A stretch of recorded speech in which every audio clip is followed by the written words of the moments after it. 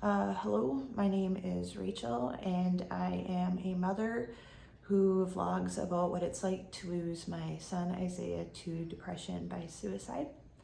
And I feel like I am repeating and repeating and repeating. I have not been doing very good with my mental health and my grieving, and so I haven't really been vlogging. And I thought that I would just update and basically say that, I guess.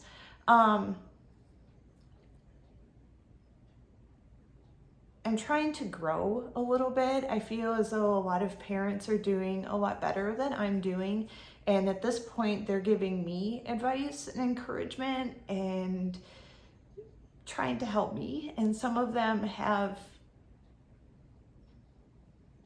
it's been more recent. And so I've been trying to make friends, and I'm pretty, chatty. So I have made a few friends, somebody in the neighborhood, a hairdresser that did Bella's hair, and I keep wanting to connect with these people, and I'm afraid to because I have like this whole introduction and like a whole bunch of stuff that comes with me that I don't know how much I want to share, how much I'm comfortable sharing.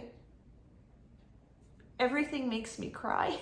I still have a hard time talking about Isaiah. I still cry when I look at his pictures. It's been like super hard. And I started a job, as I've stated before. As much as we're trying, our business is not doing that great. And so I needed some income, and I got a job. And a lot of people are probably thinking like, yeah, people gotta work. Well, my whole life since losing Isaiah, as much as I've wanted it to like involve more things, has really been grieving hard. Like, I don't know what's wrong with me. Like, I'm not doing better. Like, I'm really struggling. Like, I miss him more than I did, I told myself I wasn't gonna cry.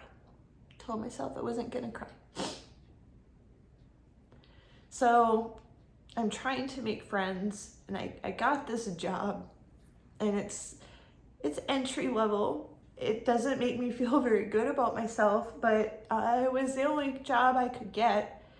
There's this great thing called Google out there that we like to do with people, and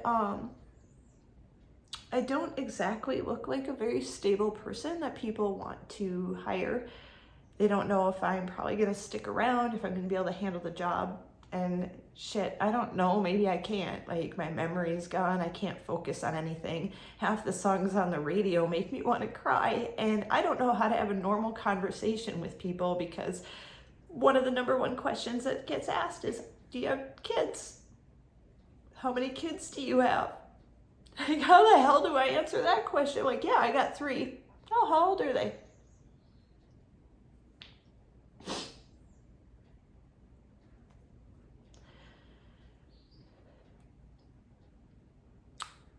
I don't know what's more difficult, answering the question or anticipating the question. So I thought some things were going to be easier moving away from Minnesota to North Carolina. I can walk into a grocery store without everyone or a lot of people knowing like, oh yeah, that's the mom who lost her son to suicide. Like, we're pretty known around the area for that. And I just constantly felt like people knew, or people were talking about me, or I wondered what they were thinking. That they were thinking like sympathy, or were they thinking that we were bad parents? And the mind would just wander, and then there was just so many places and sites that brought bad memories or just overwhelming memories. And so anyways, we got here, and there's these new set of challenges that I just haven't really figured out yet, like making friends, what that looks like, having conversations with people when they ask why we moved here. Oh, the weather. I got that. Minnesota is cold and snowy, so I just say we wanted to get away from that. But then it feels like I'm honestly hiding, like hiding Isaiah. Like, I'm not ashamed of it. I don't want it to be my identity, but yet it is my identity. And it's such a big part of me. When I had Isaiah, it was like, all right, you're a mom. I was 17, you know, and so that became my identity. And I'm still a mom. And I feel on whole, I don't know. I don't know how to get better. I miss him so goddamn much, and I don't stop missing him.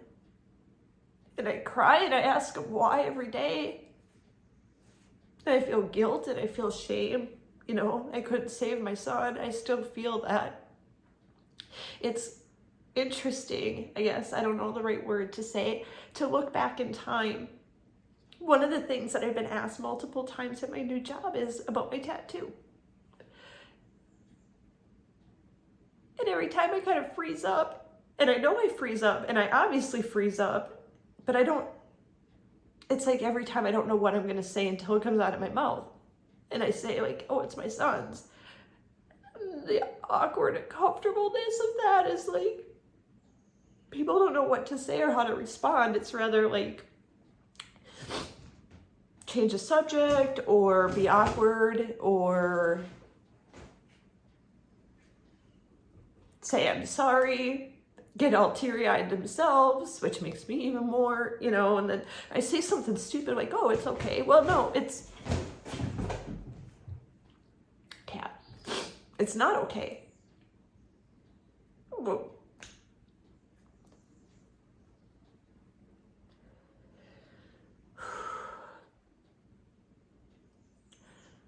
I've really kind of cut back on making these videos because I'm so tired of crying into the camera. I'm so tired of not having any answers or any solutions to my problem.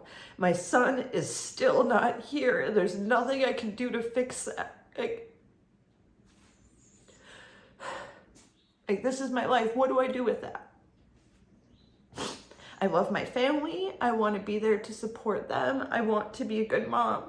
But I feel like so effing broken at the same time, and I feel like a lot of people don't get it. Like, they compare someone they lost to the loss or they compare their grieving with Isaiah to mine, and it hurts. I know I'm not alone, but I feel alone a lot. I know, as I tell this camera, that I'm not the only one crying in my bathroom, you know? I'm not the only one in pain. But when I'm going through such a heavy load, it's like, I feel so alone. I feel like nobody understands. I just go in a downward spiral of, you know, is this going to get any better? What's the point? And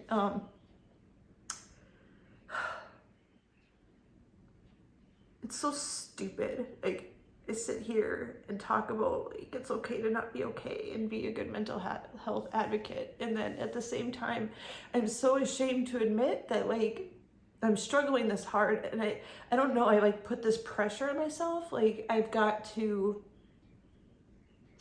show encouragement to other parents or give light in some sort of way. And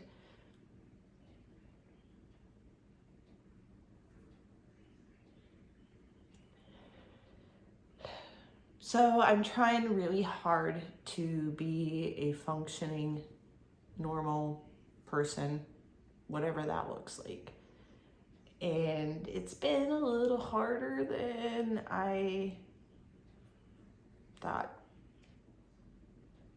But I'm gonna keep on trucking on. And I don't know where things go from here. Gonna keep working. I keep plugging my business here. Visit us. If nothing else, look at the pictures of Isaiah. He was very handsome. All right, I haven't said this in a long time because I kind of felt like Jerry Springer and doing some closing line, but it is so true. If you just like be the light for somebody out there, you know, just be there for anybody that you can when you can. And just like keep your own pilot light going. Like I struggle with that sometimes. I want to like give light to other people, but it's really important to make sure that like you're taking care of yourself too. And don't listen to the dark thoughts, you know, don't listen to the self-deprecating, the nothing's gonna get better, you're worthless. Like I get it, like I so get it. Like you have no idea how much I get it. And that's why like I'm saying just try to be strong and know that it's not true, that you do have purpose and that you do matter. And sometimes it's just really hard to see that for ourselves when we're struggling and we're in the dark, which is really why it's so important that others be the light when they can't, so they can help pull us out.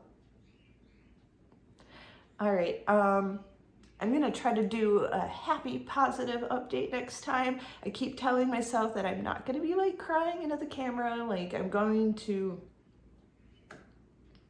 I don't know, do something different. But this is my reality, I guess. And all right.